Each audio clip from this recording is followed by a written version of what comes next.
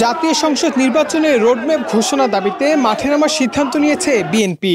একই সঙ্গে ১৬ ডিসেম্বর বিজয় দিবসে ঢাকায় বড় শোডাউনের পরিকল্পনা এবং জামাতের সঙ্গে দূরত্ব কমানোরও সিদ্ধান্ত নিয়েছে দলটি। সম্প্রতি দলটির স্থায়ী কমিটির একটি বৈঠকে এই সিদ্ধান্ত জানানো হয়েছে। বৈঠক সূত্র জানায়, নির্বাচনের রোডম্যাপ ঘোষণার দাবি আরও জোরালো করতে এবং আওয়ামী ফ্যাসিবাদী সরকারের ষড়যন্ত্র প্রতিহত করতে ১০ সাংগঠনিক বিভাগে বড় সমাবেশ করার সিদ্ধান্ত নিয়েছে বিএনপি। আগামী মাস থেকে এসব সমাবেশ শুরু হতে পারে। শিগগিরই বিভাগীয় সাংগঠনিক সম্পাদকদের সঙ্গে আলোচনায় সমাবেশের দিনক্ষণ চূড়ান্ত করা হবে। বৈঠকে সরকারের উপদেষ্টা পরিষদে সম্প্রতি ৩ জনের অন্তর্ভুক্তি নিয়েও আলোচনা হয়েছে। বলা হয়, এদের মধ্যে ২ জনকে নিয়ে নানা মহলে বিতর্ক তৈরি হয়েছে।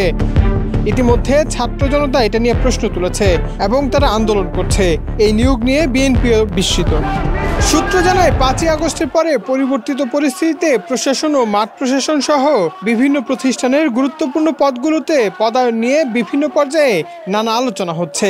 Double million offer Walton fridge কিনে পেতে পারেন ২০ লক্ষ টাকা, রয়েছে কোটি কোটি টাকার নিশ্চিত উপহার। এক্ষেত্রে জামাত বিএনপিকে প্রতিদ্বন্দ্বী ভাবছে কিনা এই আলোচনায় জামাতের সঙ্গে যাতে কোনো দূরত্ব তৈরি না হয় সেদিকে খেয়াল রাখা উচিত বলে বৈঠকে অভিমত জানান কয়েকজন নেতা।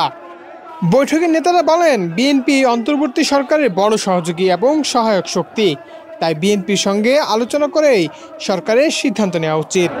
Desk report, Manabzamin.